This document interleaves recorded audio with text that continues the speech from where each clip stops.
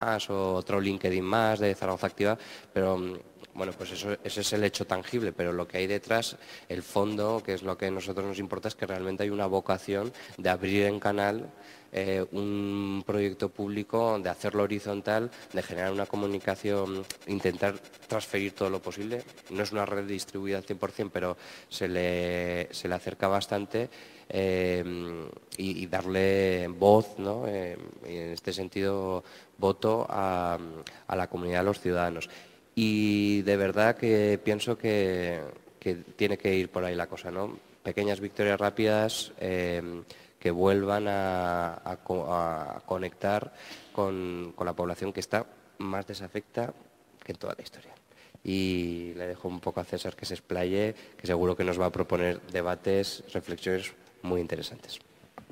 Bueno, lo primero, muchas gracias. Yo voy a intentar darle ritmo, voy a intentar que lo hagamos un poco entretenido, que no sea el típico discurso de un político que aburre, ¿vale? Sino que lo hagamos entre todos, porque al final, si hoy viniera aquí a explicar el libro que he escrito y lo hiciera como lo hacemos normalmente los políticos, que soltamos mucho rollo, que además creemos que todo el mundo está atento de nosotros, que nuestros discursos son seguidos por miles de personas, nos equivocaríamos.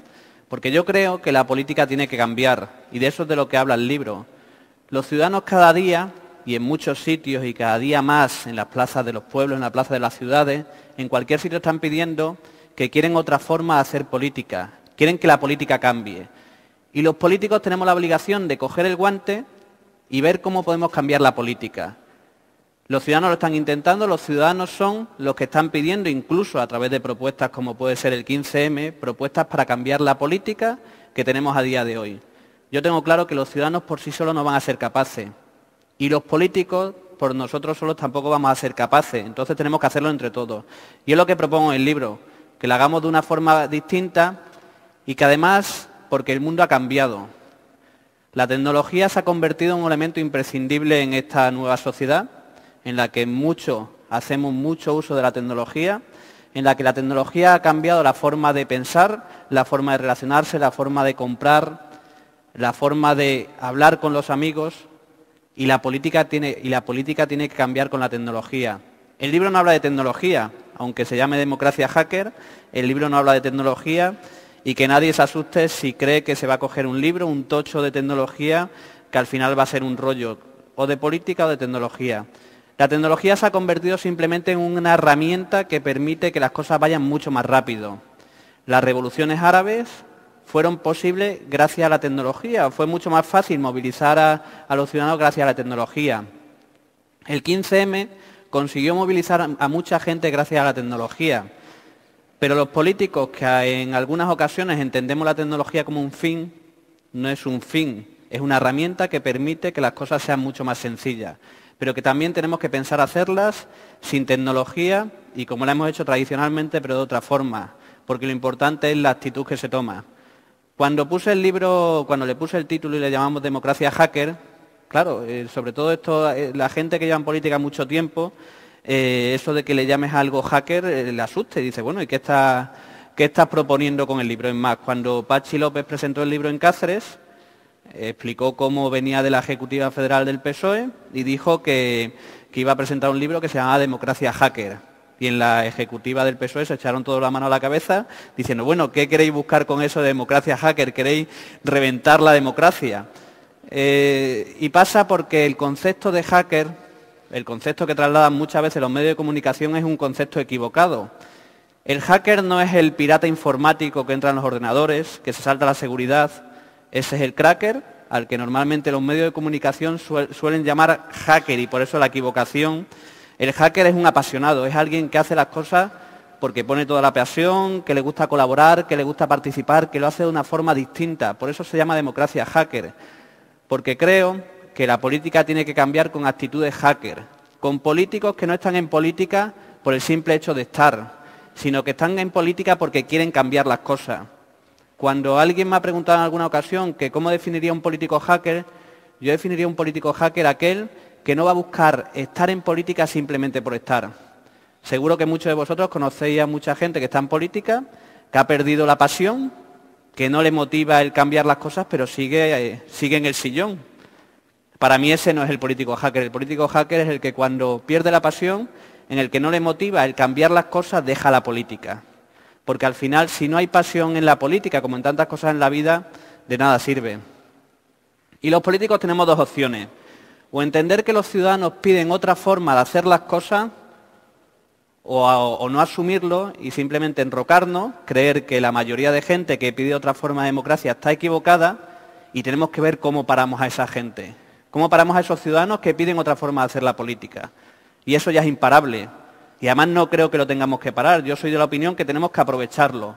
Que todo el talento que la gente está dispuesta a poner a disposición de la política, de cambiar las cosas, de mejorarlas, tenemos que aprovecharlo. Y a día de hoy no hemos conseguido aprovecharlo. La sociedad lo viene haciendo desde hace mucho tiempo. El 15M lo hizo. El 15M consiguió organizarse a través de las redes sociales. Consiguió hacer asambleas ciudadanas en las que hacían propuestas concretas y funcionaban. Consiguieron cambiar la forma de hacer las cosas, en el que hicieron una política o una forma de hacer política que era más horizontal, en el que no uno era el que preponderaba sobre todos los demás, sino que lo importante eran absolutamente todos. Cualquiera podía coger la palabra, cualquiera podía decir lo que pensaba y entre todos decían si estaban de acuerdo o no estaban de acuerdo. La sociedad lleva haciéndolo desde hace mucho tiempo. El software libre es el mayor ejemplo de ello. Como un software, alguien que decide abrir el código de un programa para que otros lo mejoren, para que lo aprovechen, para que puedan utilizarlo libremente. Esa es la filosofía que defiendo que se puede llevar a cabo en la política y que es posible. Hay muchos proyectos que en la sociedad se llevan poniendo en marcha desde hace tiempo. Hay uno que a mí me parece muy interesante, que además se ha estrenado hace poco, que es una película, un proyecto cinematográfico que se llama El Cosmonauta. El Cosmonauta es una película que además podéis verla en la página, podéis verla gratuitamente, que se ha financiado con la aportación de muchos productores, a través de pequeñas aportaciones, cada uno ponía 5 euros, 10 euros, permitía que la película se llevara a cabo, se pudiera poner en marcha, se pudiera diseñar, pero no solo eso, cuando iban grabando, cada una de las escenas lo subían en streaming para que la gente lo pudiera ver. El guión desde el primer día estaba colgado en la web para que lo pudieras ver. Las redes sociales han jugado un papel muy importante. Esto que pasa en la sociedad normalmente, que lo hacen las empresas, que lo hacen los ciudadanos, normalmente los políticos estamos ajenos, vivimos como en un micromundo en el que estas cosas todavía no han llegado de la forma suficiente y colaboramos muy poco. Espacios como este, espacios de coworking donde la gente va a colaborar, donde la gente pone su talento a la disposición o lo pone a disponibilidad de todo el mundo. Eso es lo que tenemos que conseguir trasladar a la política. Si la sociedad la ha podido poner en marcha, la política también puede o debe ponerlo en marcha. Y los políticos en eso jugamos un papel o tenemos que jugar un papel imprescindible. Porque sin nosotros no creo que se pueda hacer. No creo que los ciudadanos por sí solos lo puedan poner en marcha. Entonces los políticos tenemos que jugar un papel imprescindible y lo tenemos que liderar. Como he dicho antes, tenemos dos opciones. O resignarnos a decir no queremos cambiar las cosas o decidir que queremos liderar ese cambio. Y como en el libro se habla hay un apartado que se habla del perfil del político hacker, en el que yo lo que hice era preguntar a la gente que para él quién era un político o qué características tenía que tener un político hacker. Y después cuando entremos en el debate me gustaría que vosotros me dijerais cuáles son las características que vosotros creéis. En Facebook la gente me decía cosas muy sencillas.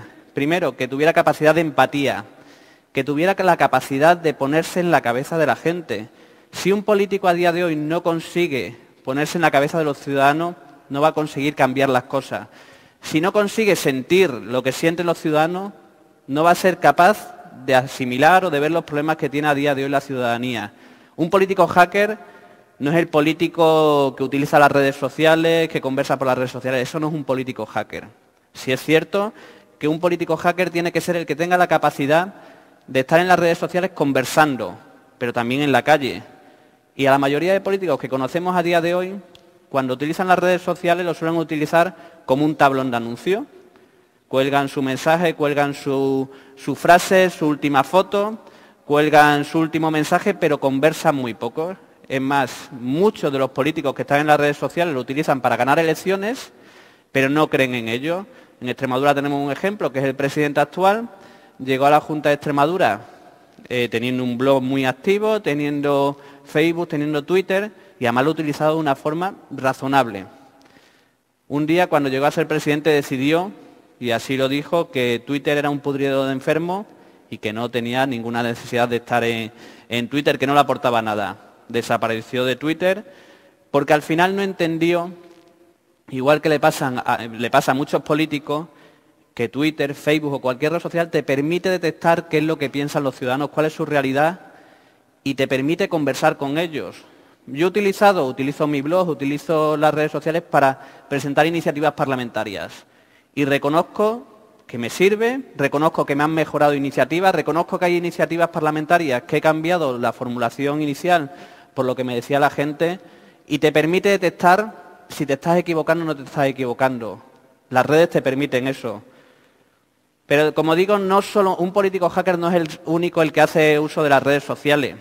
También tiene que tener la capacidad de hablar con la gente en lo físico, sin utilizar lo virtual. Pongo un ejemplo que es el de Guillermo Fernández Vara, que fue presidente de la Junta de Extremadura, que puso en marcha un blog hace mucho tiempo, desde el 2007, y que lo que hacía cada cierto tiempo era quedaba con la gente que seguía el blog, que comentaba el blog, quedaba con ellos para hacer quedadas, y hablaba con ellos, intercambiaban opiniones, porque la red es muy fría, porque la red a veces no te permite detectar los sentimientos de la gente. Y un político hacker es el que tiene la capacidad de detectarla, de conversar, de escuchar en lo físico y en lo virtual. En la política se produce un efecto muy curioso que es el de la burbuja y el del síndrome de Estocolmo. En los políticos, normalmente los líderes de los partidos políticos, los que tienen altas responsabilidades, están rodeados de un grupo de colaboradores que no les permiten en muchas ocasiones ver la realidad. Le hacen la envolvente para que vean su realidad, lo que le conviene al equipo que le rodea. Con las redes sociales eso se podría solucionar, porque cada uno puede gestionar sus redes sociales y ver lo que piensan los ciudadanos. Pero no suele ocurrir. Lo suele llevar un community manager o al final no es capaz de detectar. La imagen además que utilizo es una que además es muy simbólica de lo que suele pasar, de cómo al final los políticos se meten en una burbuja y no consiguen ver lo que está pasando en la realidad y tienen una realidad paralela, tienen una realidad virtual. No podemos resignarnos a más subidas de impuestos. En época de crisis tienes derecho a que se bajen los impuestos. Tienes derecho a que te bajen los impuestos. No se pueden subir los impuestos. Nadie en época de recesión y de crisis sube los impuestos. Hay que bajar el IRPF. Vamos a bajar el impuesto de la renta de las personas físicas. No quiero abaratar el despido. Yo no creo que haya que abaratar el despido. El Partido Popular no va a apoyar abaratar el despido en ningún caso. El Partido Popular se compromete a que ni educación, ni sanidad, ni pensiones jamás sean afectadas por la crisis económica. Yo le voy a meter la tijera a todo. Ese vídeo no lo he puesto para ver las mentiras del PP, aunque ya aprovecho y permite verse, pero al final lo único que se demuestra es que las redes sociales, los medios tecnológicos, hacen que en todo momento estemos vigilados. Cualquier cosa que pueda decir yo aquí, en un futuro podrá ser utilizada en mi contra. Entonces, ahora los políticos estamos más vigilados que nunca. Los políticos, que antes podíamos decir una cosa y al día siguiente la contraria, a día de hoy enseguida te saca un vídeo. Y ahí he puesto un vídeo que es de La Sexta, pero tú ves a ciudadanos que hacen vídeos con las mentiras que decimos cada uno, las mentiras o las incongruencias que decimos. Y tenemos que tenerlo en cuenta. Las nuevas tecnologías han permitido el que podamos fiscalizar de una mejor forma a los políticos y a las políticas que se hacen. Hay otra cosa que que tenemos que cambiar, que es que los ciudadanos no se sienten representados. Y tenemos que ver cuál es el sistema electoral que permite que los ciudadanos se sientan representados. ¿Son las primarias? Yo no lo tengo claro. Después, si queréis, abrimos el debate sobre este y otros temas. Yo no tengo claro que sean las primarias. Algunos se escandalizaban cuando yo digo que las primarias no es el sistema más abierto. Tenemos que buscar el sistema que permita que los ciudadanos crean o sientan que a la persona que han elegido o que pueden elegir a sus representantes, pero que además pueda servir para que tengamos un líder o un buen líder los partidos políticos. Y para eso tenemos que buscar el mejor sistema electoral. Yo propongo uno en el libro, que es el sistema es muy parecido al alemán, que lo que hace es reducir los distritos para que tú al final puedas tener una relación directa con tu representante político y tú tengas la opción de decidir o de detectar quién es el mejor político que te puede representar. porque al final si no conseguimos que los ciudadanos puedan decir en parte quiénes son sus políticos, yo creo que no vamos a conseguir que la política se vuelva a acercar a los ciudadanos. No creo que los ciudadanos vuelvan a sentirse identificados con la política si no lo conseguimos. A día de hoy, lo que suele pasar es que para ir en una lista electoral, para ser diputado, y yo soy diputado, a veces es más sencillo el pasarte el día delante del despacho del que tiene que hacer la lista electoral, a ver si te ponen la lista electoral, que el ir a intentar convencer a los ciudadanos de lo conveniente que es que puedan votarte porque crean que vas a cambiar las cosas o vas a hacer las cosas de la forma más adecuada. No quiere decir que yo me haya pasado el día delante de un despacho, pero digo que podría perfectamente ir en una lista electoral consiguiendo convencer a la persona que tiene que hacer la lista que me lleven esa lista electoral. Eso no quiere decir que al final los ciudadanos se sientan representados, y es lo que está pasando a día de hoy. Y tenemos que conseguir definir ese sistema electoral que permita a los ciudadanos que se sientan representados. ¿Son las primarias? Puede ser. Puede ser o no puede ser, lo veremos además cuando las apliquemos, porque además, por ejemplo, el PSOE las va a aplicar y veremos a ver cómo funcionan, qué problemas tiene o si al final da el mejor resultado. Si hay una fórmula, al final las primarias tienen un problema. En las primarias puede ganar un candidato que lo único que tenga sea alto, guapo, cuando digo alto, guapo, digo alta o guapa, que además tenga un magnífico discurso, que los medios de comunicación crean en esa persona y lo lancen al estrellato. Puede ganar perfectamente, pero no te permite detectar si ese candidato tiene la capacidad de trabajar en equipo, si tiene la capacidad de debatir, si tiene la capacidad de gestionar conflictos. Para eso yo lo que propongo en el libro es que creemos un gran hermano. Yo sé que no es posible, yo sé que es muy complicado, pero la única forma de ver cómo se comporta cada uno y decidir si uno puede trabajar en equipo, colaborar y tal, sería poner a los políticos, meterlos en un espacio al estilo gran hermano, en el que vas a poder ver si son capaces de colaborar. Si al final crean conflictos, los solucionan. Pero como no es posible, como digo, tenemos que buscar otra forma. Yo lo que propongo es que sea obligatorio en las primarias el hacer debates entre candidatos, obligatorio. Que sea obligatorio el someterse a preguntas de candidatos, a preguntas en las que los ciudadanos puedan preguntar libremente, venga un candidato a cualquier ciudad y puedan preguntarle sobre cualquier cosa, en abierto, sin filtrar ninguna pregunta. Y propongo otra fórmula, que esta no la he puesto en el libro, porque el libro está en constante revisión, pero sí la he propuesto en los últimos días, que es, igual que hay club de debates universitarios, en el que tú coges varios equipos. Tú coges al universitario y le dices, oye, saca una bolita con un tema, y lo tienen que defender. Yo lo que propongo es que cojamos a candidatos en el que durante una mañana se saque un tema y ellos con sus equipos tengan la obligación en 2 horas de preparar una propuesta en empleo o en el tema que salga, y después lo tengan que defender. Con eso conseguiremos detectar si el candidato tiene la capacidad de generar propuestas, si tiene capacidad de defenderla y si tiene la capacidad de generar equipos. Yo reconozco que todas estas propuestas que hago seguramente no lleguen a ninguna parte. Yo seguiré evangelizando y espero además que cada vez seamos más y cuando se defina un proceso de primaria se pongan como condiciones estas u otras.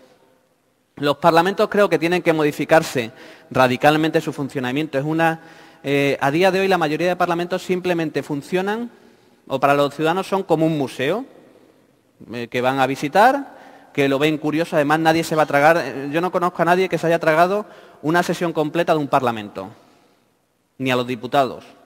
Una sesión completa de un parlamento puede ser lo más aburrido del mundo, porque además sigue una dinámica de otra época. El libro además hace una reflexión sobre nuestra democracia que se basa en un sistema de hace más de 2 siglos. Y hace más de 2 siglos y el sistema no ha cambiado absolutamente nada. Es decir, sigue funcionando de la misma forma los parlamentos, los partidos, los políticos, de la misma forma muy parecido. La sociedad sí ha cambiado, pero los parlamentos no se han adaptado, ni los políticos ni los partidos. Y cuando los ciudadanos piden que se haga otra forma de hacer política, que los parlamentos se acerquen, lo que nos encontramos es que, siendo la casa de todos los ciudadanos, se les impide que vayan a participar, se les impide que se puedan acercar. A mí me genera o me produce una gran tristeza ver las imágenes, y cada día las vemos más, de parlamentos a los que los ciudadanos no se pueden acercar, en el que son completamente ajenos a ellos. ¿Para qué queremos parlamentos si los ciudadanos no los sienten como propios?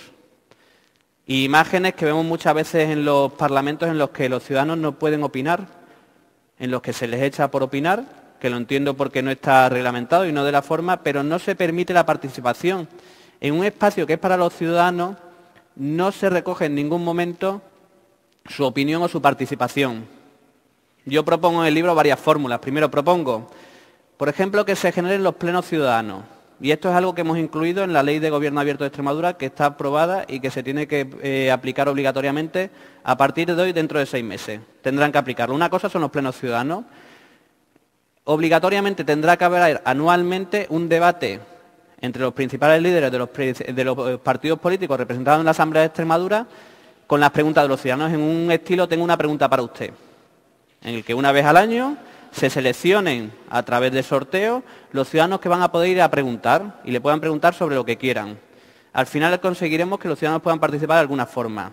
Además, las dinámicas parlamentarias son muy aburridas y muy rígidas. No te permiten salirte del guión ni una pizca, no permiten las interrupciones entre comillas, no permiten el debate. Por eso digo que son muy aburridas. Hay que regularlo de alguna forma que permitan hacerlo más atractivo, más dinámico y que además la gente no se aburra si sigue un pleno de un parlamento. Y además creo que hay que sacar la política a la calle. Hacemos política en los parlamentos, pero no lo hacemos donde lo tenemos que hacer. ¿Por qué no hacemos un debate parlamentario en un colegio para hablar de educación? ¿O en la plaza de un pueblo sobre un tema? Eso es una de las cosas, o alguna de las cosas que propongo en el libro, que saquemos la política a la calle, porque la gente necesita que la política se acerque a la calle.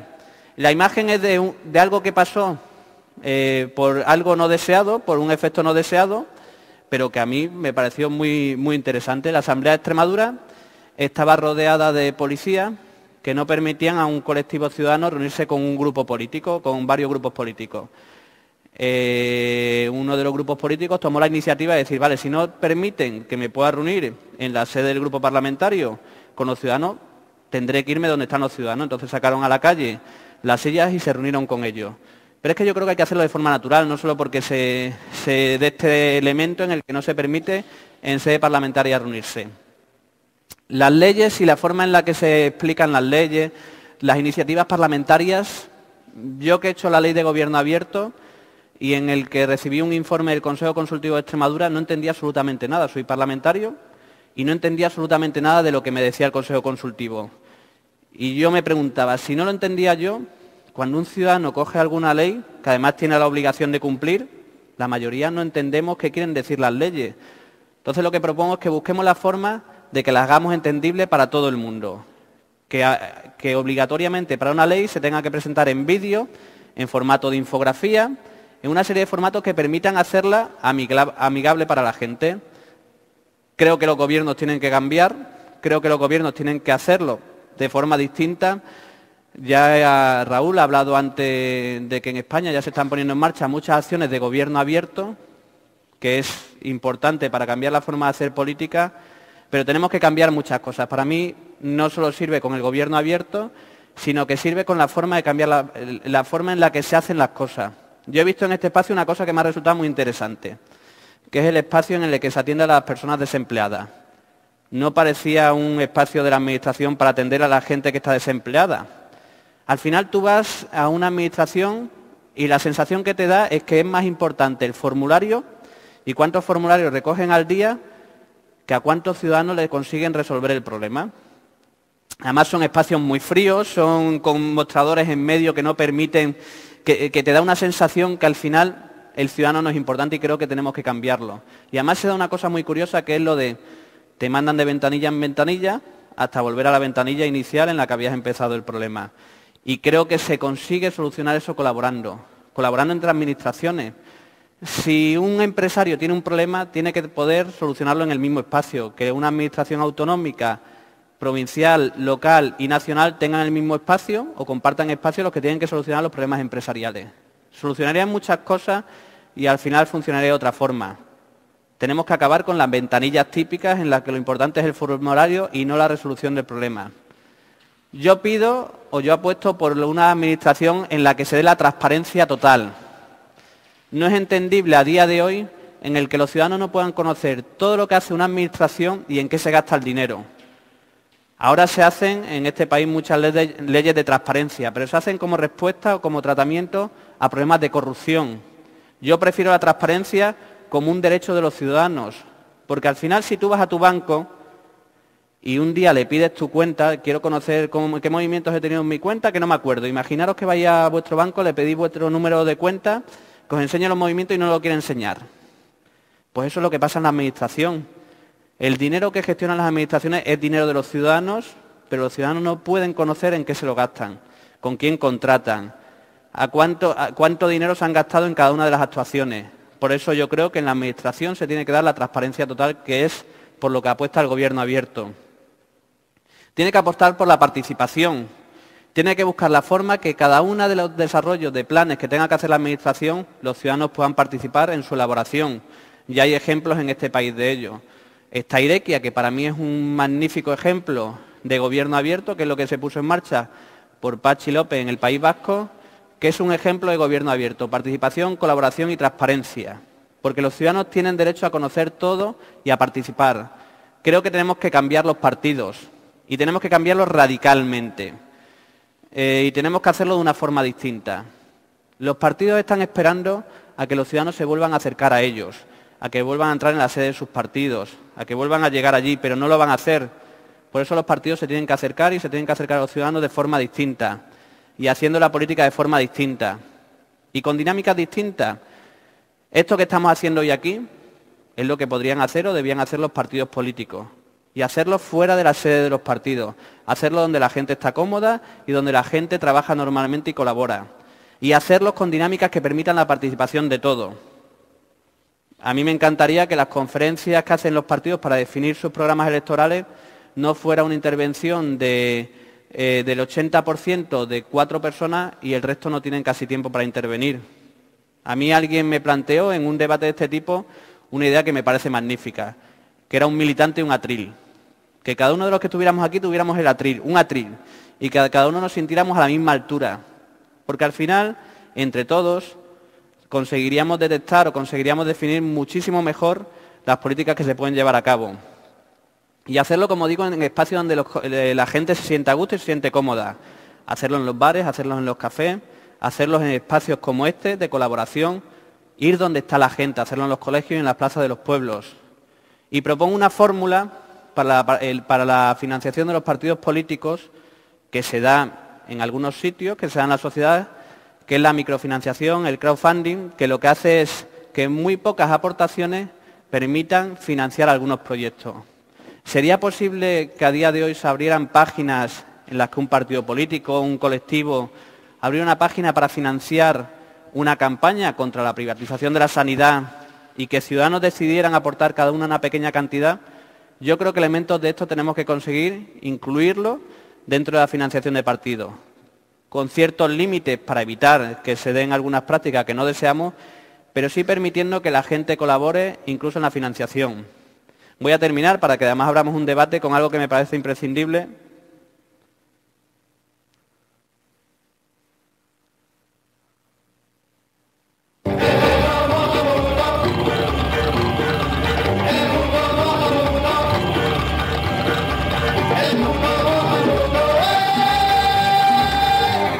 Enjuto Mohamuto en El peor día de mi vida. Ahí está Enjuto Mohamuto delante de su ordenador. Para él todos los días son iguales. Pues ayer no sabes lo que me pasó. Fue el peor día de mi vida. Sí, pues ¿qué pasó? ¿Qué pasó? Mira. ¡No!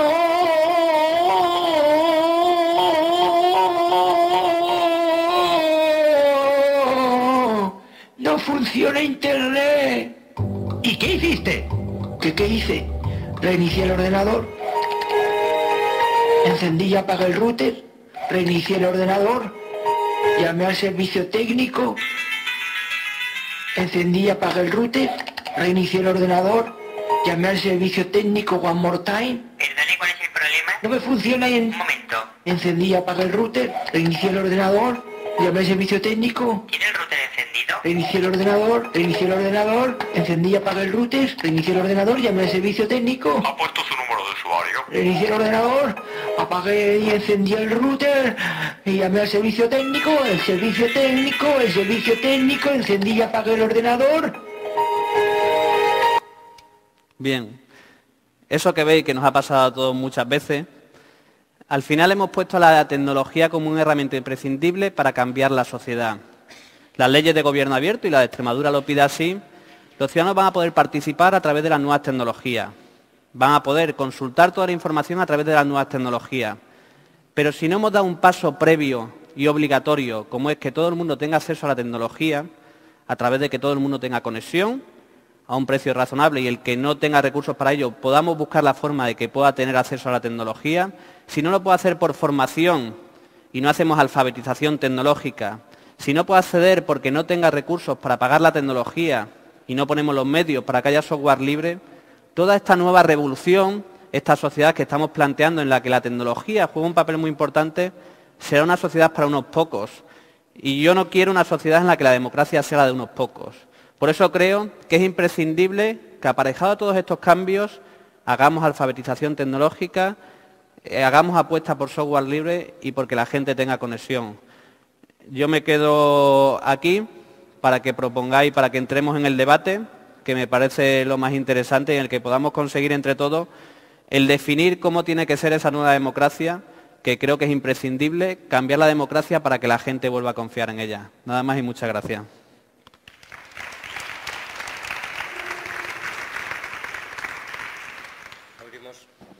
Abrimos un turno de preguntas, reflexión, sugerencias, pero el tema de sí o sí que no vais a liberaros y tal. Venga, Diego, que veo que te quieres soltar. Venga, empieza tú. Bueno, menos mal que conocemos a Raúl ya. Hola César, soy Diego. Bueno, el tema de la participación está claro que es un tema que tenemos que abrir y que debemos de acercarnos al ciudadano. Pero realmente ahora mismo los partidos políticos yo creo que tienen un problema, que no conectamos con el ciudadano, que no nos ven lejos, y estamos dentro de los partidos, estamos en pleno debate de cómo abrirlo, y yo creo que nos estamos centrando un poco en abrir, pero sin tampoco hacer el análisis de por qué hemos dejado de estar cercano al ciudadano. Y yo creo que ahí estamos cometiendo un pequeño error, y yo, desde mi punto de vista, yo creo que el error lo tenemos dentro de las agrupaciones locales, desde el Partido Socialista, por ejemplo, y que no son participativas, que las tenemos cerradas en muchos casos, y es un caso que nos estamos olvidando, que nos estamos preocupando mucho de la red social y de decir participación, pero yo creo que no hay que dar solo participación, yo creo que tenemos que buscar los canales y un poco por ver a ver qué canales ves tú. Vale, yo una cosa, la gente está deseando participar, o todo el mundo dice que quiere participar, pero a mí me ha pasado algo muy curioso. Todo el mundo te dice que quiere participar, pero cuando abres un espacio de participación nadie participa. Bueno, sí, la gente cuando dice ¿cómo elegimos al líder? Todo el mundo participa. O cuando decimos ¿a quién queremos poner? Todo el mundo participa. Pero si tú propones a los ciudadanos que entre todos vamos a definir una ley de gobierno abierto, por ejemplo, la gente no suele participar y hay que analizar el porqué. Nosotros en el proceso de elaboración de la Ley de Gobierno Abierto de Extremadura abrimos un proceso de participación. Lo hicimos de varias formas. Hicimos debates de este tipo en bares para que la gente se sintiera cómoda y abrimos una página web sin ninguna cortapisa comentarios para que la gente nos pusiera sus comentarios de lo que creyera. Cuando se iba elaborando en la Asamblea de Extremadura la ley, se podía seguir por internet y podías poner tu opinión o tu aportación y la gente no aportaba, o aportó muy poca gente. ¿De verdad está la gente deseando participar? Pero yo creo que sí, ¿vale? Lo que pasa es que tenemos que crear una cultura de la participación y tenemos que definirlo. Yo creo que la participación hay que conseguir recompensarla. Si la participación no está recompensada, va a ser muy complicado que la gente participe. Una de las cosas que propongo es, hay empresas innovadoras, empresas de la nueva sociedad que hacen una cosa muy habitualmente, que es que piden a sus trabajadores que el 10% del tiempo lo dediquen a innovar. Dicen, 10% de tu tiempo lo tienes que dedicar a pensar en un producto nuevo. ¿Podríamos llegar a pedirle a las empresas que quieran concursar, en concursos públicos, el que pidan a sus trabajadores el que participen en procesos de elaboración de decretos de ayuda a empresas, de leyes, y a esas empresas que veamos que han participado sus trabajadores, recompensarlas con algún punto en un concurso público. Cuando digo recompensar, no solo hay esa forma de recompensar. Una de las formas de recompensar es, si hacemos los plenos ciudadanos, proponemos que haya plenos ciudadanos, en los que van a poder preguntar una vez al año al político de turno. Yo lo que haría sería abrir una página web en el que cualquier ciudadano que quiera pueda hacer su apuesta, su aportación o la pregunta que va a hacer. Y los demás puedan votarla. Y las preguntas más votadas puedan ser las de los ciudadanos que vayan a participar. Creo que tenemos que buscar la forma de cómo se participa. Porque lo que sí está acostumbrado a hacer mucho la gente es opinar, pero poco a participar. Tú le pones un texto de una ley y te dicen, me parece bien, me parece mal, pero te encontrarás a muy poca gente que te diga hay que cambiar una serie de artículos. Para eso también tenemos que meter dinámicas como son la segmentación. Si vamos a hacer un decreto empresarial de ayuda a empresas, debemos tener que consultar o poder consultar a la gente que está en el mundo de las empresas para que aporten. La nueva sociedad ha dado muy buenas herramientas, unas son de escucha activa, que te permiten saber qué personas están opinando de cada tema en un momento concreto. Pues yo lo que propongo es que las administraciones tengan contratado un servicio de escucha activa, en el que puedan decir quién en Extremadura está hablando, por ejemplo, de empresa, de tejido empresarial. Las tienes identificadas y cuando tienes que hacer un decreto de empresa le consultes a esas personas. Porque el problema es que yo aquí diga, quiero consultaros sobre política de juventud. Bueno, hay muchos jóvenes. Quiero consultaros sobre política de mayores. ¿Vale? Os puedo consultar a vosotros, pero seguro que no me vais a aportar. Entonces tenemos que introducir una serie de elementos para que la participación sea real y sea buena. Y que la hagamos de otra forma. Y hay que hacerlo donde la gente se siente cómoda. Porque, por ejemplo, en los partidos políticos lo que solemos hacer es, les decimos a los ciudadanos, hoy vamos a hacer un debate sobre empleo. Tenéis que venir a nuestra sede. Los ciudadanos no van a asistir a la sede de los partidos políticos, y menos ahora y sobre todo de los mayoritarios. Que te vean entrar sin tener nada que ver con un partido en la sede de un partido, yo creo que muy poca gente a día de hoy está dispuesto. Después van ya los que han conseguido entrar. Hay 3 que han conseguido entrar en la sede de ese partido político. Y ven como allí lo que hay es un tipo que le suelta una charla de 1 hora sobre empleo y que él tiene después solo la opción de en 5 minutos preguntar.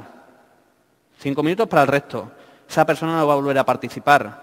Por lo que digo que al final tenemos que cambiar la forma que hacemos las cosas, lo hacen los partidos, lo hace la política, lo hace la sociedad para que la gente participe. Y creo que al final en esas están las claves y creo que sí se puede y que la gente al final participará si hacemos las cosas bien, ¿no?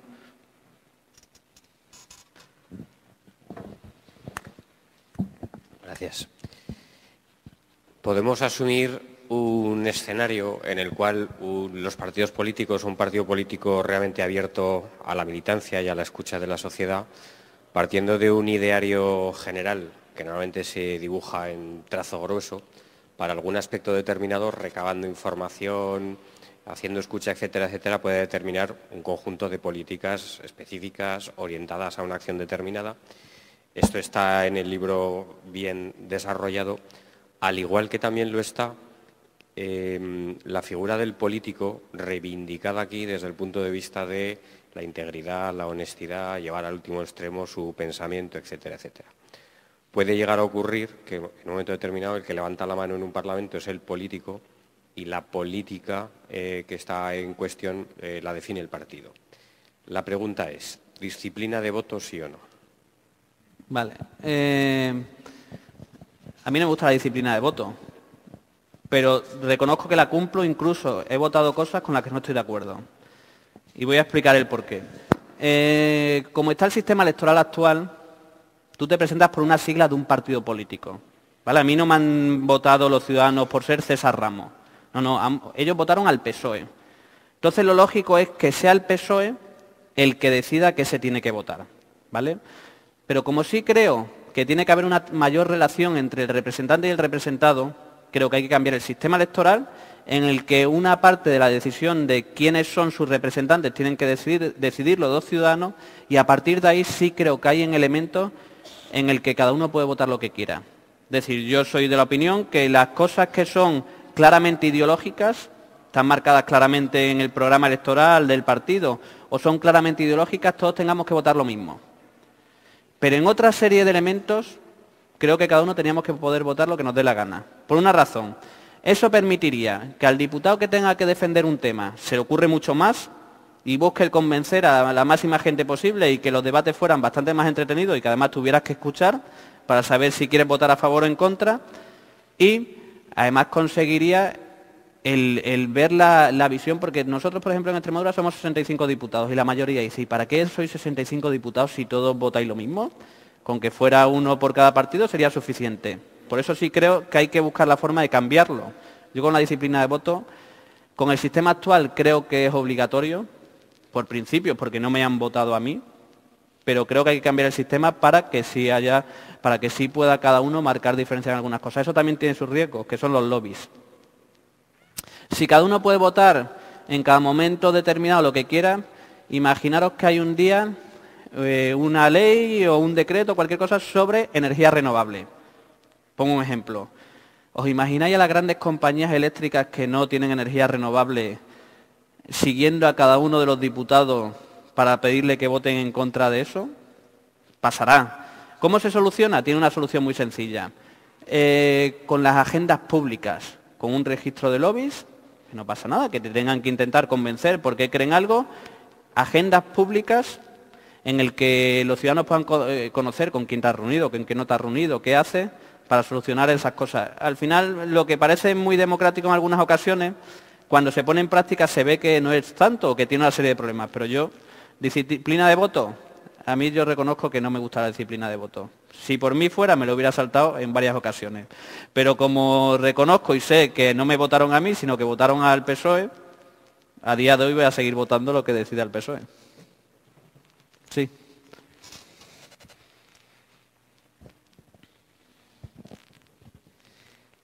Hola, buenas. A ver, yo soy un ciudadano normal y voy a hablar muy normal. Yo también soy un ciudadano normal. Sí, ¿eh? pero aún le veo un poco todavía de un poco discurso político muy profundo. A ver, yo tengo varias cosas que decir. Yo veo que el principal problema que tenemos es que los derechos fundamentales que dice la Ley de Leyes de la Constitución, vivienda, trabajo, salud, ya no se cumplen. A partir de ahí ya tenemos un problema muy serio.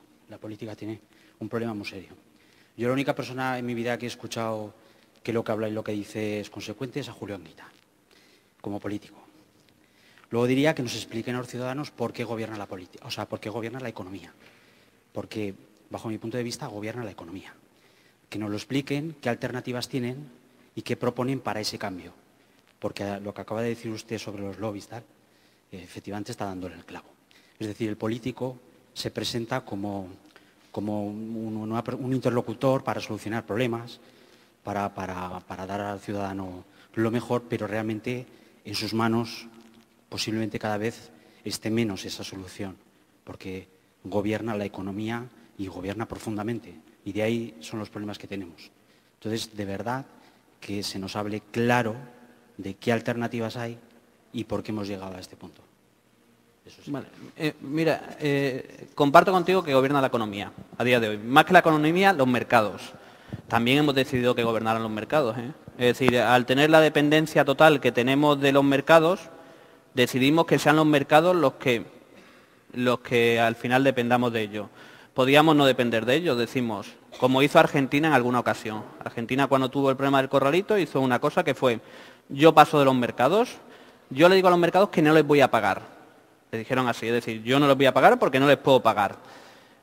Corrían el riesgo de que los mercados esa necesidad de dinero que tienen no la llevan, es decir, no pudieran darle o no le dieran el dinero que necesitan para seguir funcionando. Yo comparto plenamente lo que dices, que gobierna los mercados, pero también porque lo hemos decidido entre todos, ¿eh? Es decir, es algo que hemos decidido entre todos, a mí no me gusta, pero lo hemos decidido. Eso se soluciona cuando no entremos en la dinámica loca que se entró también la izquierda, o una parte de la izquierda que decía que bajar impuestos es de izquierdas. Bajar de impuestos nunca es de izquierdas, es de izquierda redistribuirlo, buscar la forma. ¿Vale? Entonces, si no hubiéramos, cuando mi partido, por ejemplo, gobernó, hubiera decidido no bajar los impuestos a todo el mundo, ahora no tendríamos la situación que tenemos, eso lo tengo muy claro. ¿Por qué los políticos decimos una cosa y hacemos otra? ¿Por qué no somos coherentes? Es más, hemos visto cómo los últimos gobiernos han traicionado sus principios y han traicionado su programa electoral, pero no pasa nada. Bueno, sí pasa algo, que cuando se vuelven a presentar las elecciones las pierden. Pero yo creo, o yo soy de la opinión, que los partidos políticos se tenían que comprometer a que cuando se ven obligados, entre comillas, eso de obligado, porque ahora todo el mundo nos dice que es que hacen lo que hacen porque se ven obligados por los mercados, si un partido se ve obligado a hacer algo que no va en su programa electoral, tenía que tener la obligación de convocar un referéndum o unas elecciones. Porque si no, cuando llegamos a las elecciones y nos presentamos por parte de los partidos políticos, nadie nos cree. Porque dice, ¿cómo te voy a creer si vas a llegar mañana y me vas a decir que la política que decías que ibas a cumplir no la cumple porque no te lo permiten los mercados? Entonces creo que en eso, primero, tenemos que ser muy transparentes y tenemos que conseguir decirle a los ciudadanos que si no podemos cumplir nuestro programa, antes convocaremos elecciones. ¿Diciendo eso se va a solucionar y los ciudadanos van a creer a los partidos? Creo que no, ¿vale? Pero yo soy de la opinión que debíamos hacer eso. Además, por lo que dice, me han nombrado a alguien que es Julián Guita. Vale, plantear ciertas cosas no tiene mérito, entre comillas, si no tienen la posibilidad o la obligación de gobernar. Yo ahora soy oposición y voy a reconocer una cosa, la oposición es muy sencilla y muy cómoda. Porque puedes decir un montón de cosas, y puedes achacar al gobierno un montón de cosas, es muy sencillo y muy cómodo. Esto también lo dije en Madrid, alguien se molestó, había gente de ECUO y se molestó diciendo que no, que ellos dicen lo que defienden, pero es cierto que si no eres opción de gobierno, es mucho más sencillo para cualquiera defender algunas cosas. El problema es, a mí lo que me parece que tiene mérito de verdad es que lo que defiendas cuando gobiernas lo lleves a cabo. Y no quiero criticar con ello a Julián Guita ni nada, pero digo, la ventaja que tenía es que sabía que no iba a gobernar. El problema es, a mí lo que me gusta de verdad es los políticos o los partidos que defienden una cosa y que cuando gobiernan la llevan a cabo. ¿Vale?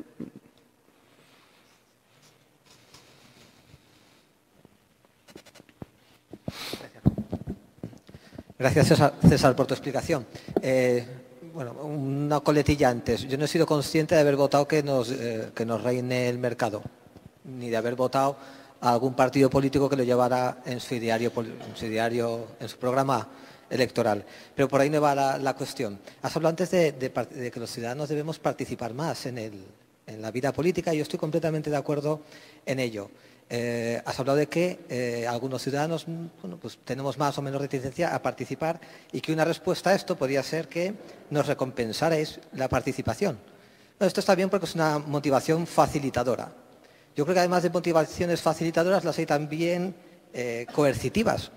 Y una motivación coercitiva que podríais tener los políticos y sobre la que te pido la opinión es que si hay un 43% de las personas que deciden no ir a votar en unas elecciones, pues haya un 43% menos de sillas ocupadas en el estamento público, en el Congreso de los Diputados, en la Diputación General. Y de esta manera, quizás, yo entiendo que es una motivación coercitiva que aplicamos las empresas como aplicamos la motivación facilitadora y quizás, bueno, pues estaríamos más cerca o sería un fuerte empujón a que esta participación ciudadana se manifestara. Simplemente es conocer tu opinión al respecto. Hay un partido, creo que se ha presentado ya a otras elecciones, en el que pedía, se llama Sillones Vacíos, en lo que su propuesta es, vótame a mí, porque no creas en la política, no creas en los representantes que hay, no creas que puedes solucionar las cosas, y yo me comprometo a dejar ese sillón vacío. Hay un partido que se llama, creo, Sillones Vacíos, o Sillas Vacías, o algo así. Me parece muy dura la propuesta que haces, porque al final viene en prejuicio de la democracia. Pero es que no digo la sensación, no entendemos que la democracia que tenemos y que ha costado tanto construir, hay mucha gente que por esta situación está pidiendo reducirla. Voy a poner un ejemplo. Yo lo venía hablando con mi amigo y compañero Andrés cuando veníamos por acá, lo que pasa en Castilla-La Mancha. Yo sé que no ibas por ese camino, ¿vale? Pero me has dado además pie a ello. En Castilla-La Mancha. Castilla-La Mancha, la presidenta ha decidido que los diputados no cobren sueldo. No cobren. ¿Quién se puede dedicar a la política o quién puede dedicar tiempo a la política sin cobrar un sueldo? El que tenga mucho dinero, el que tenga muchos recursos, como pasaba antiguamente, o no dedicará tiempo a la política. Los ciudadanos que están en la oposición, por decirlo de alguna forma, o que están en contra del gobierno, van a sentirse representados si los diputados no pueden trabajarse las propuestas que llevan, ni pueden defenderlas, ni pueden tal. Hay una cosa, y sé que no ibas por ahí, hay una cosa que planteo en el libro, que si le dices a los ciudadanos, ¿sobran políticos? ¿Qué dice la mayoría? Que sí. Hombre, sobra con la dinámica actual en la que todos votamos lo mismo. Pueden sobrar con esa dinámica en la que todos votamos lo mismo. Claro, no, y sobran...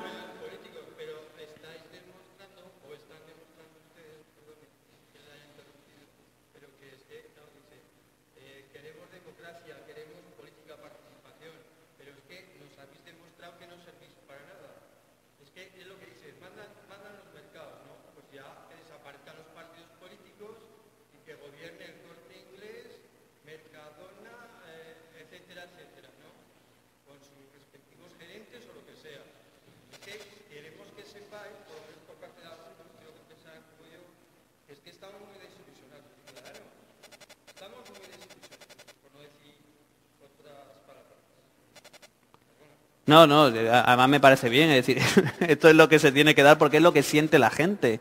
Si los que estamos en política no tenemos la percepción de la realidad, que es esa, nos equivocamos. Yo por eso digo que la política tiene que cambiar. Además porque existen percepciones equivocadas. Cuando yo le digo a alguien que estoy en política, la mayoría me dicen que tengo un chollo, vale, primero que tengo un chollo. Siguiente, que cuánto dinero me llevo por otras partes, ¿vale? Es algo generalizado y suele pasar, es decir, la percepción, y que no hacemos nada. Por eso digo que la política tiene que cambiar para que los ciudadanos vuelvan a confiar en los políticos. Y va a ser complicado. Yo cuando escribí el libro, la editorial me pidió una cosa, que es que no pusiera en ninguna parte que soy político. Es decir, en la bio del libro no pone que soy político. Pilar Velasco, que es amiga y sabe que soy político, pues sí lo puso en el prólogo. Pero lo pedía por eso, porque con la situación que hay a día de hoy en la política, la desafección, el no confiar de los ciudadanos en la política, si aparecía que yo era político, lo primero que iban a hacer por sistema la mayoría era no leerlo. No leerlo porque tienen una percepción, el simple hecho de decir que unos políticos, y encima si a día de hoy dices que eres del PSOE o del PP, tienen muy complicado el que la gente te escuche. No, si yo lo entiendo, y para eso tenemos que hacer el esfuerzo los que estamos en política de buscar la forma de que la gente nos vuelva a escuchar. Y lo he explicado antes. Como nos va a ser muy complicado que le digamos a los ciudadanos, oye, vennos a escuchar a la sede de nuestros partidos, porque no van a ir, tenemos que ir donde están los ciudadanos a escucharles. Y además digo a escucharles, porque lo que sí están deseando la mayoría de ciudadanos es que te escuchen y no que te suelten un rollo. ¿Qué suele pasar? Que además los políticos, como llevamos la dinámica que llevamos, y yo lo estoy demostrando hoy aquí, lo que nos gusta es soltar rollos, pues escuchamos muy poco y soltamos muchos rollos. Y tenemos que buscar la forma de que los ciudadanos volváis a confiar en la política. Tenemos que buscar la forma. No es sencillo, y yo tengo claro que no es sencillo. Cuando decidí escribir el libro, lo decidí hacer por eso, plantear una reflexión que ayude a cambiar las cosas, que ayude a que los ciudadanos vuelvan a confiar en la política y que cada día demos un paso, que cada día lo hagamos de una forma distinta. Y yo lo entiendo perfectamente porque es algo que pasa normalmente.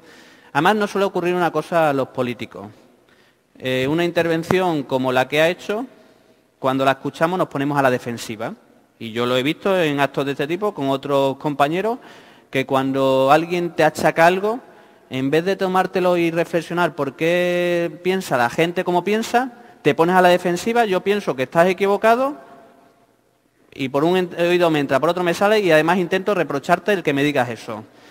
Por eso una de las características que creo imprescindible en política diaria es la empatía. Si un político no tiene la capacidad de ponerse en la cabeza de los ciudadanos y saber por qué piensan lo que piensan, no vamos a conseguir que la política y que los ciudadanos... Pero para mí la política sigue siendo imprescindible. La democracia sigue siendo el único sistema. Porque si no sí que vamos a tener un problema. En España, ¿qué puede pasar? Igual que ha pasado en Italia o el que ha pasado en Grecia, en el que partidos extremistas minoritarios, por la situación de desafección, tengan mucha fuerza. al final creo que será malo para la democracia. Además, lo hemos visto en los últimos tiempos, en Italia se presentó un partido que era el del cómico, Grillo. ¿Vale? Que además, claro, la gente está cansada del tipo de política que hacemos los demás y decide apostar por algo distinto. Como enfado, lo que le ha pasado a su partido cuando se ha puesto a gobernar es que tiene un problema. Decidieron el que se iban a bajar todos, no iban a cobrar dieta. Los diputados de ese partido, una gran parte se ha revelado diciendo que no, que quieren cobrar dieta. Porque el problema no es de los políticos que estamos, el problema son de las actitudes. Y a mí podemos cambiar. Todos los que estamos en política, irnos de la política y que entren otros nuevos. Pero el problema no es ese. El problema es las actitudes que se dan en la política y en algunos políticos. Y creo que es lo que hay que cambiar. Y creo que tenemos que hacerlo con mucho esfuerzo intentando convencer a la gente. ¿Y cómo se hace? Escuchando mucho.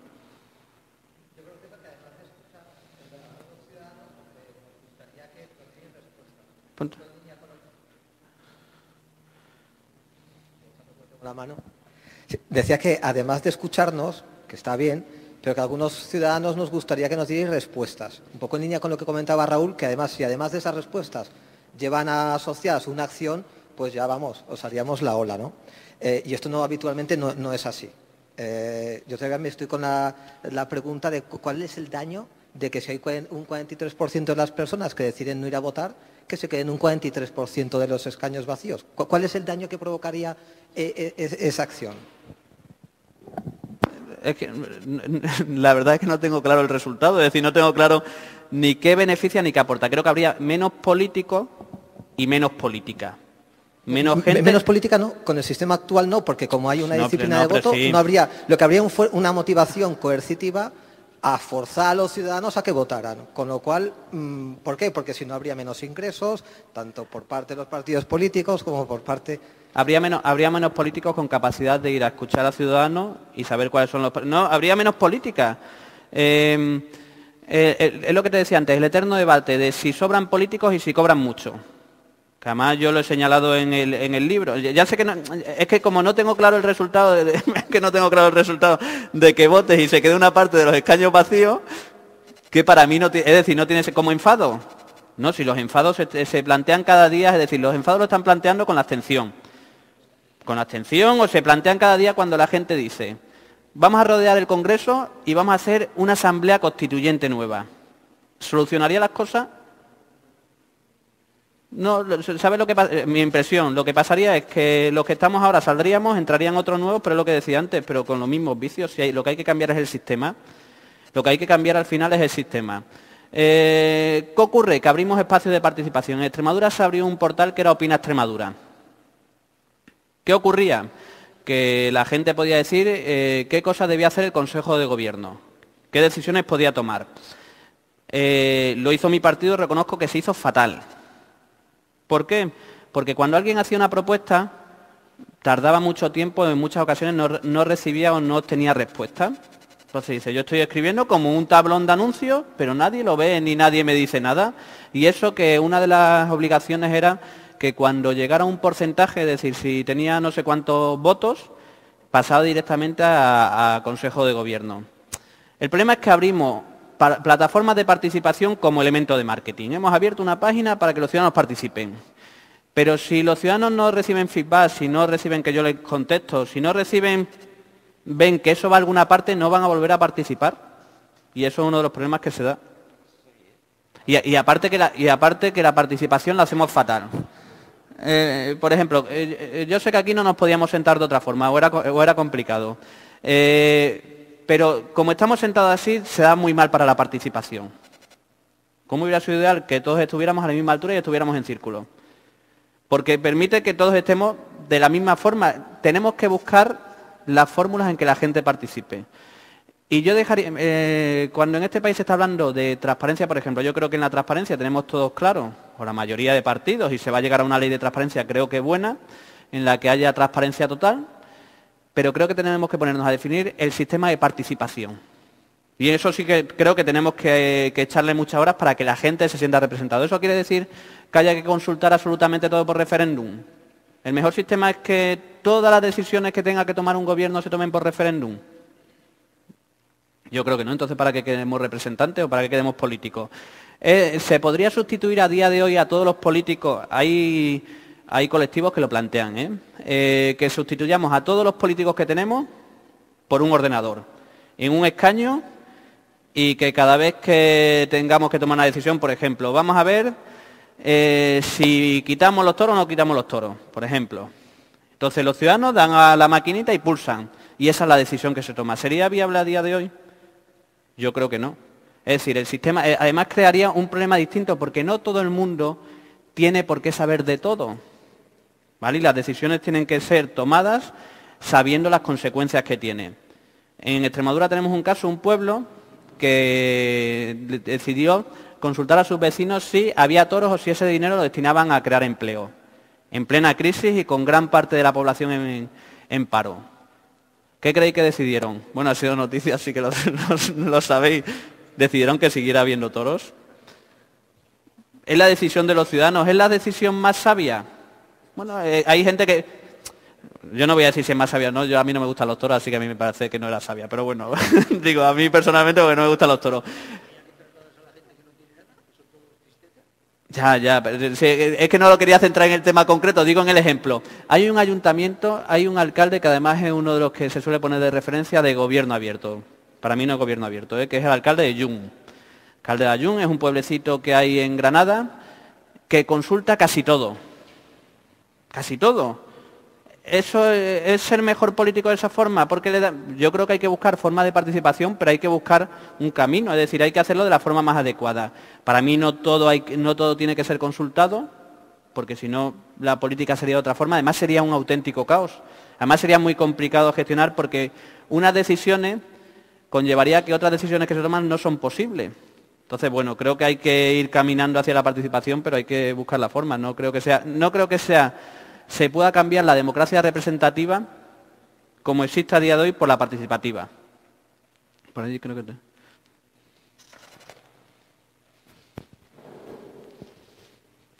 Hola, yo soy el librero y también estoy de off-road con los políticos y también con los ciudadanos, principalmente por su tibieza a la hora de participar y a la hora también de ir a las urnas. Como comentaba este caballero, yo creo que también lo que él plantea, esa tibieza, esa dejadez para no participar, tenía que ser de alguna manera valorado y, bueno, quizá esa sería una buena fórmula, ¿no? Entonces, quiero saber cuál es tu opinión con respecto a que no soy nada, no confío, en que esa participación sea efectiva tal y como está demostrando el ciudadano que no quiere participar, no sabe o los canales que tiene no son los suficientes o los más adecuados. Y también quería decir que en el currículum de los políticos había que añadir el tema de los idiomas, que cuando presenten que sea un buen comunicador, un buen gestor de recursos humanos, que también se le pidiese esa valoración, bueno, pues que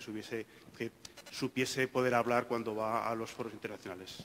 Yo creo que más que castigar la no participación había que recompensarla y buscar la forma de motivarla, ¿vale? No comparto lo del castigo, no me gusta lo del castigo. Hay que buscar la forma de que la gente participe porque obtenga una recompensa, aunque sea la simple recompensa de que lo que he propuesto se lleva a cabo, ¿vale? Pero no sigo sin entender decir que castiguemos a los ciudadanos o que veamos la forma.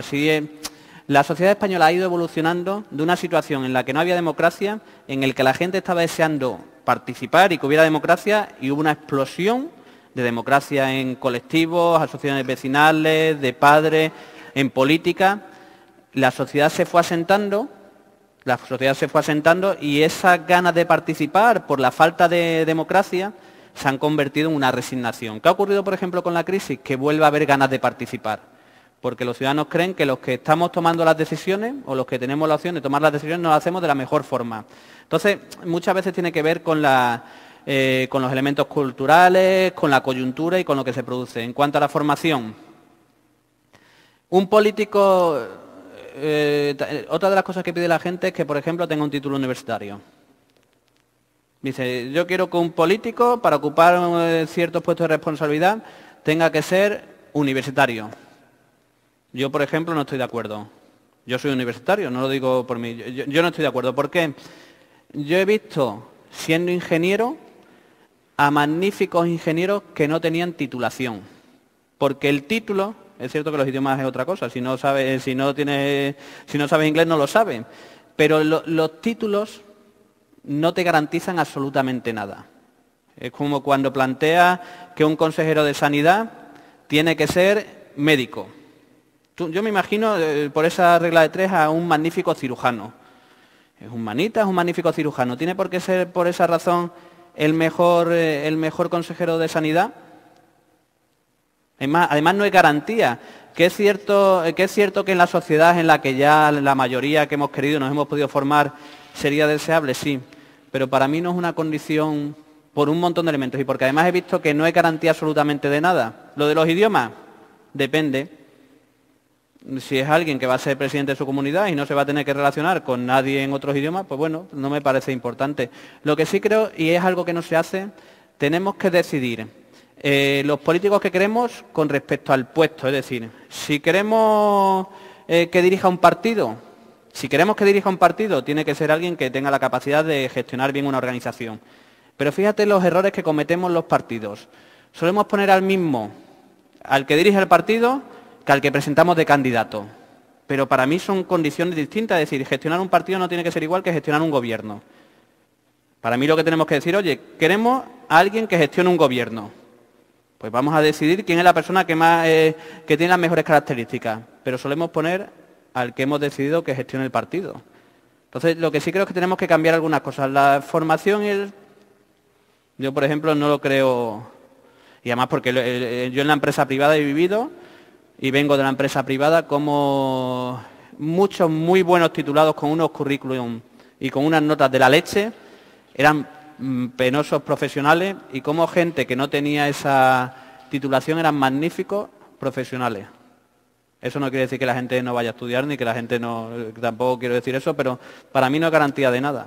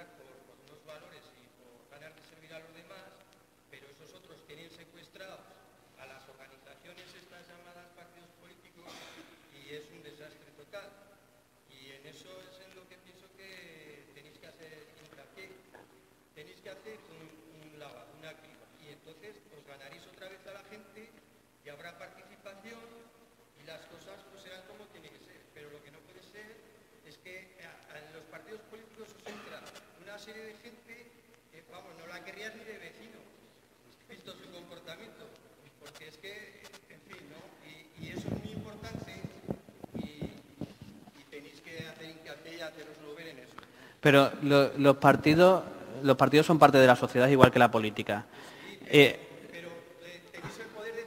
Pero ¿sabes?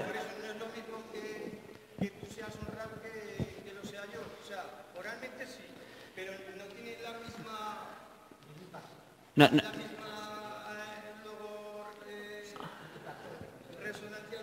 Claro, nos ocurre una cosa, que tenemos el foco.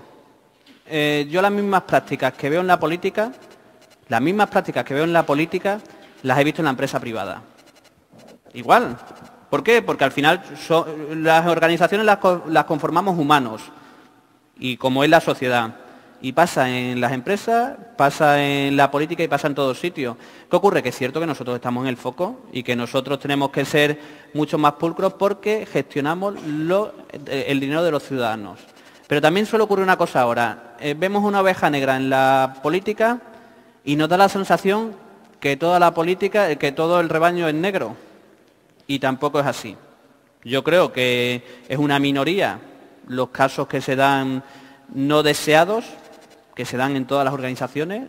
Lo que pasa que la política, evidentemente, tenemos que ser de otra forma, pero no creo que sea mayoritario. Y existe la percepción que es mayoritario. Sí, no, lo comparto, que nosotros tenemos que ser mucho.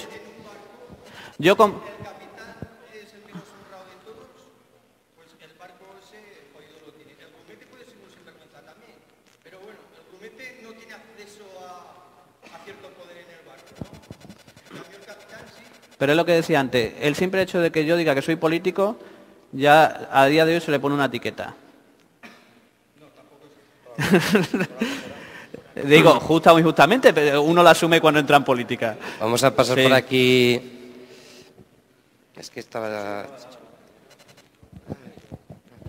Bueno, pues ya lo ha dicho Diego, lo ha dicho él, de la ciudadanía es también parte, la ciudadanía tiene también parte de culpa, porque nos podemos abrir muchos partidos, nos podemos hacer de todo. Y dice, queremos que nos escuchen, vale, te acercas a un ciudadano y le dices, oye, que soy político, y te manda a la mierda. Dice, no me vengas a vender tú ahora para que te vote, ¿verdad? Y dice, oye, pero no has dicho que querías que yo te escuchara, querías hablar conmigo y ahora me vas a por ahí, porque soy político. Entonces, ¿cómo atajamos eso? Y otra cosa, el gobierno abierto está muy bien, pero luego tú te vas a pasar por tu barrio o cualquier sitio y, por ejemplo, en Zaragoza, ¿cuánta gente sabe que el Ayuntamiento de Zaragoza tiene una página web de gobierno abierto donde puede mirar las cosas? Casi nadie. ¿De qué nos sirve hacer eso si luego la gente no va a ir a mirarlo? Y estoy segurísimo de que oyes a cualquier tío despotricando, buah, pues a saber qué están haciendo con nuestras perras. Yo es que no nos dicen nada. ¿Te has molestado tú en intentar averiguarlo? ¿Te has molestado tú en intentar mirar si el ayuntamiento lo hace? No, es mucho más fácil criticar desde el sofá de tu casa. Yo creo que esa sociedad también tiene bastante culpa, que es que no es capaz de mover un dedo por implicarse en política. O sí que quiere implicarse, pero luego se le da la oportunidad y no quiere. Aquí, por ejemplo, en el partido estamos haciendo charlas, se invita a colectivos, llevamos 4 meses y no ha venido ni un solo colectivo. Pero luego nos dicen que somos una panda de ferros y sectarios. Coño, pues os invitamos y no venís, será vuestro el problema. Porque más medios que se os da ya, no sé dónde vamos a sacar. ¿Cómo atajamos eso? Pero el problema es lo que he dicho antes. El problema es que, igual que si el ciudadano le achaca las culpas del político y los que estamos en política le achacamos que la culpa de los ciudadanos, eso es lo que suele pasar normalmente. La culpa no la tiene uno mismo, nunca la suele tener. Aquí lo tienen los demás, que es lo más sencillo. Y lo que hay que buscar la forma es analizar por qué pasan las cosas. Si yo soy un partido político, convoco a las asociaciones y no vienen, tengo una opción sencilla, que es decirle, es que estos no se interesan por las cosas, no quieren cambiarlas. Esa es la sencilla. Pero hay otra que es más interesante, que es analizar por qué no han asistido y ver cómo consigo que asistan. ¿Vale? Yo es que no me gusta lo de echar la culpa a los ciudadanos, porque me parece muy sencillo. Me parece relativamente sencillo, pero creo que hay que quebrarse la cabeza para cambiar las cosas.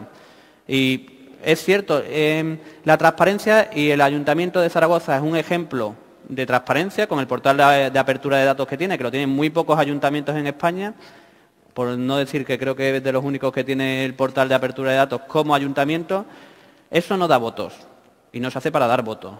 Se da porque es que los ciudadanos tienen que poder saber en qué se gasta su dinero. Tienen que poder saber, pero no les vamos a obligar, oye, que te he puesto hasta aquí, míralo. Es una obligación de las administraciones que tenemos que darle eso que es de los ciudadanos. Entonces yo creo que al final el problema en esto es que nunca nosotros mismos tenemos la culpa. En este país, yo creo que pasa en todo, nunca nadie tiene la culpa. Yo he dicho antes, yo vengo de la empresa privada y cuando intentabas analizar por qué se había dado un problema, tú empezabas a preguntar. Uno te pasaba, no, la culpa ha sido de fulanito. Fulanito ha sido de menganito. Y eras incapaz de al final analizar por qué se había dado el problema, porque nunca nadie tenía la culpa. Y es uno de los defectos que tenemos. Los ciudadanos creen que no tienen la culpa, los políticos creemos que nunca nos equivocamos y al final el problema es ese, que no se solucionan los problemas. No, yo creo que la culpa es compartida. Y se me ha quedado otra cosa en el tintero con lo que has dicho del pueblo de Extremadura, de lo de abrirnos también y escuchar a los ciudadanos y tal. Pero ¿qué pasa luego si hacemos cosas como, por ejemplo, tengo una pregunta para usted, que viene uno y en vez de preguntarte una cosa, te pregunta que cuánto cuesta un café? Y tú te quedas diciendo, ¿y para esto me abro? ¿Para que me preguntes cuánto me cuesta un café? O lo de los toros, por ejemplo. Pues está muy bien abrirnos, está muy bien escuchar a la ciudadanía, porque estamos a su servicio, la política está a su servicio. Pero si luego, cuando te abres y le escuchas, van y te sueltan algunos, no todos, que sea una minoría, pero una minoría va y te suelta tonterías, ¿con qué ganas te quedas de seguir abriéndote? Bien habrá que establecer unas medidas para que lo que digan realmente sea constructivo, no que vaya gente a insultarte a la cara o a decirte cosas. ¿Cómo gestionamos eso? ¿Cómo gestionamos que el gobierno abierto y el abrirnos realmente vaya a dar frutos buenos, vaya a ser algo constructivo y no donde vayan a soltarte su rabia? Pero cuando uno entra en política tiene que asimilar el que los ciudadanos le digan lo que quieran. Cuando uno entra en política asume que va a escuchar muchas cosas que no le van a gustar, sino que no entre en política. Si lo de la política no es obligatorio. A mí nadie me obliga a estar en política. Y los políticos tenemos que tener la obligación de escuchar a veces cosas que no nos gustan. Y tenemos que detectar de las cosas que no nos gustan, sacar conclusiones. Como decía antes, como el presidente de la Junta de Extremadura decía, yo dejo Twitter porque es un pudrido de enfermos. ¿Que hay gente muy desagradable en las redes sociales? Sí, pero bueno, pero también sacas otras conclusiones. Y lo que tienes que tener la capacidad es de detectar eso. ¿Vale? Tú dices, pregunta a alguien lo del café y es una tontería. Si preguntas a la mayoría de ciudadanos si los discursos que nos echamos son una tontería, ¿qué crees que dirán? Entonces, yo creo que aquí lo que falta es empatía por las dos partes, por la parte de la ciudadanía y por la parte de los políticos. Y el que cada uno asimilemos cuáles son los problemas y qué culpa tenemos. Si yo no soy capaz de analizar en qué me he equivocado, no lo voy a poder solucionar. Y si no aceptamos las críticas, en política se suelen aceptar muy mal las críticas. De que alguien te halague, yo nunca he aprendido nada, te sirve, está muy bien lo de que te halaguen para la motivación, eso reconozco que está muy bien, pero no se aprende de la crítica. Pero es muy curioso que la mayoría de políticos no aceptan las críticas. Y en vez de cogerlo como algo positivo, yo prefiero que la gente me diga que no está de acuerdo, porque es lo que me va a permitir mejorar que el que me hagan la pelota. Pero normalmente en política, bueno, en política y en cualquier ámbito, nadie le gusta que le hagan críticas y no suele coger la parte positiva. ¿Es un problema de los políticos? No, es un problema de cómo somos la sociedad y cómo somos cada uno.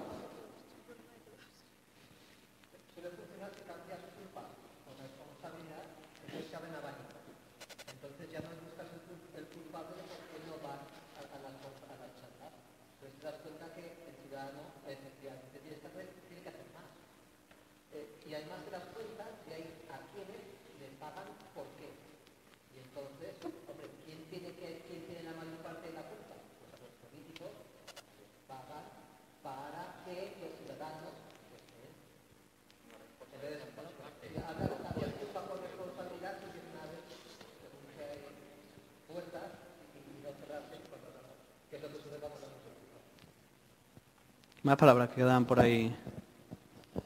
Bueno, yo alrededor de los últimos sondeos y encuestas que se están haciendo últimamente, se está viendo que cada vez la gente está más descontenta con los sistemas de los partidos tradicionales y se tiende a partidos ya de carácter populista o bastante radical. Y yo te quería preguntar, César, ¿qué opinas de este cambio de tendencia de un sistema tradicional bipartidista a un sistema radical? Si tú piensas que es una situación temporal o fruto de la rabia o la desesperación de la gente que tiene estos movimientos, o que hay alguna forma, mediante la participación ciudadana, de disminuir este riesgo de un Parlamento dividido, una situación compleja. ¿Es malo un Parlamento dividido? Sacamos la conclusión. Pero me estaba refiriendo principalmente a partidos que son extremadamente radicales. Vale. Partidos que no pueden dar lugar a una situación estable. Las encuestas dicen que baja PSOE-PP, sube Izquierda Unida y UPyD. Hombre, a mí UPyD me parece un poco radical, pero no son tampoco partidos radicales. Por ejemplo, mira en Grecia con Syriza, mira por ejemplo Grillo en Italia. Es cierto, pero por ejemplo en España todavía no se dan. A mí me parece malo a día de hoy esa división, por una razón, y que sea ingobernable el país. Pero por una razón, porque en este país, y yo creo que a lo mejor en el ámbito cercano también, los partidos no saben colaborar. ¿Qué problema hay que el PSOE no saque mayoría absoluta si tiene la capacidad de con otro partido de izquierda poder hacer planteamientos parecidos? Incluso hacerlo, aquí además siempre hemos buscado, cuando uno no gana las elecciones con mayoría absoluta, lo que siempre se busca es el conseguir un acuerdo de legislatura, para que no te den dolores de cabeza. Tú dices, yo acuerdo contigo la legislatura entera y así no me da dolores de cabeza. Es porque en la política no existe la cultura de la colaboración, como existe en la sociedad. Yo he dicho antes y además al principio, en la sociedad se están dando prácticas que a la política no llegan. Aquí he visto antes el espacio que tenéis de colaboración que estáis creando. Un espacio de colaboración, que la idea es que un empresario, alguien, en algún momento dado pueda colaborar. En un momento contigo, mañana contigo y mañana contigo. Porque en cada momento cada uno le va a aportar una cosa distinta. ¿Eso no sería posible en la política? Yo creo que sí sería posible en la política. ¿No sería posible que el PSOE, por ejemplo, para políticas o para hacer un planteamiento de una economía verde, se apoyara en partidos como Equo? Para hacer esa propuesta concreta y para sacarla adelante.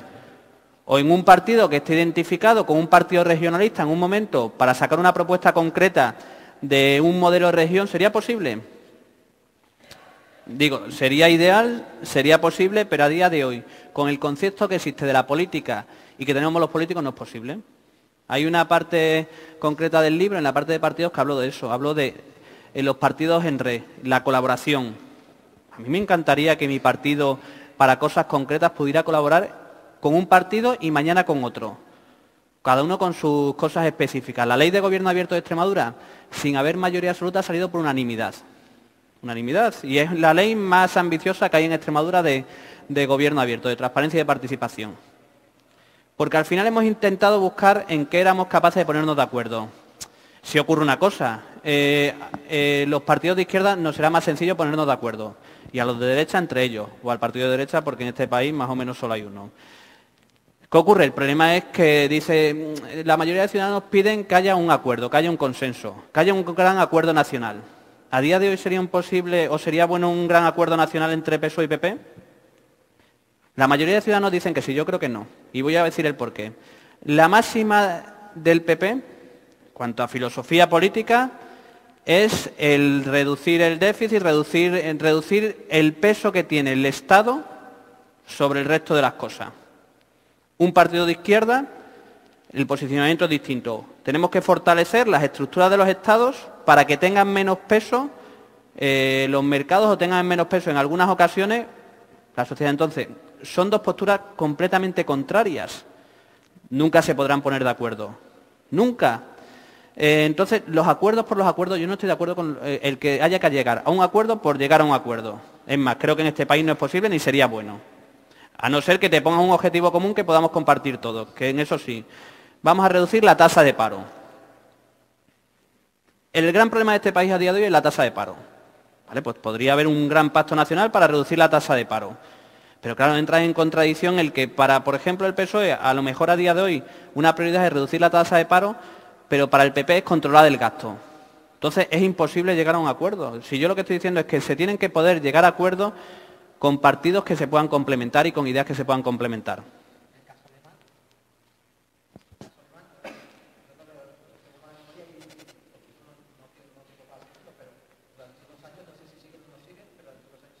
Ya no.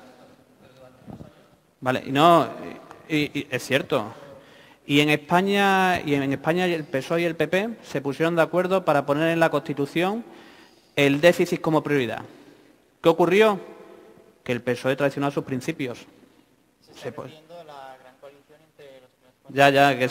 Una gran coalición que hubo en Alemania entre el Partido Socialdemócrata y el partido de Merkel. Sí, pero no sé en qué cosas se pusieron de acuerdo, pero digo, aquí también se han puesto de acuerdo. ¿Pero qué hizo uno de los partidos? Traicionar sus principios. Entonces, ponerse de acuerdo, claro que nos podemos poner de acuerdo, pero si al final para eso tienes que traicionar a la gente que te vota o lo que apoya a la gente, será complicado.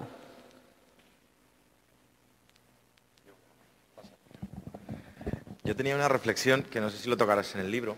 Estamos hablando de paradigmas, nuevos paradigmas en la participación política, en la participación social, y estamos hablando generalmente de política macro, a unos niveles de Estado, de comunidad autónoma, que quiero que hagamos una reflexión o que me puedas indicar qué papel tiene que jugar la política micro, la de la calle, el barrio, el distrito, el pequeño ámbito, donde la participación es más cómoda, donde la sigla se difumina mucho más y donde el político micro, político que no cobra, político que no vive de ello y que lo hace de una manera voluntaria, gestionando recursos que en la mayoría de las veces son escasos, como puede pasar en los ayuntamientos o en las pequeñas entidades, si no es un laboratorio para poder experimentar estos nuevos modelos de democracia participativa, cercana, próxima, deliberativa, consuetudinaria, ese tipo de espacios. ¿Qué opinión te merece? Sí, yo creo que además la demostración de ello es que el 15M, después de la gran concentración, hizo una cosa, que fue las reuniones por barrios. ¿vale? Cada uno llegaba, o por temáticas, cada uno debatía de su temática, economía por una parte, periodistas por otra, sanidad por otra, educación por otra, pero aparte lo hacían por barrio. Es que yo creo que lo que hay que conseguir es crear pequeños nodos de debate, de participación y después unir todo eso. Si es que como hay que hacerlo es como dices tú, desde la política micro. Hay que conseguirlo desde lo pequeño para conseguir aprovechar el talento de todo el mundo que quiera aportar. Y es cierto que desde lo macro es muy complicado. ¿Vale? Entonces la clave es conseguir crear nodos de gente que participen. ¿Esto podría ser un nodo? Esto podría ser un nodo. ¿Cada asamblea de barrio del 15M podría ser un nodo? Podría ser un nodo. Que yo creo que la forma más fácil de ensayarlo es en el ámbito local o en el pequeño ámbito. Pero también se puede trasladar a los ámbitos generales.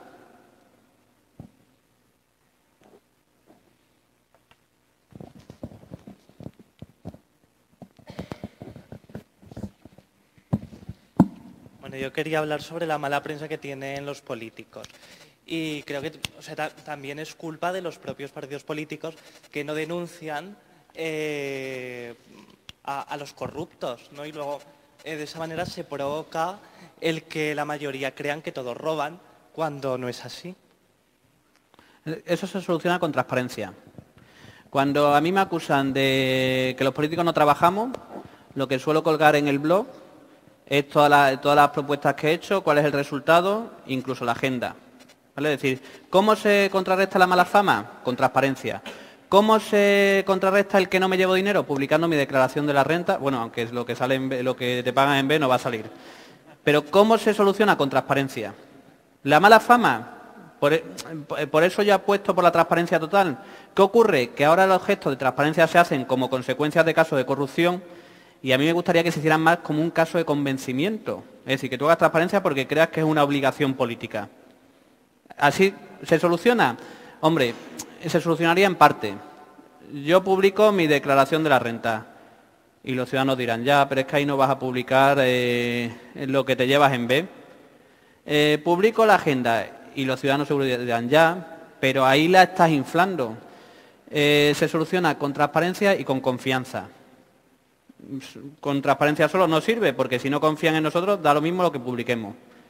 Y lo que tenemos que conseguir es la confianza. ¿Cuál? Estoy de acuerdo.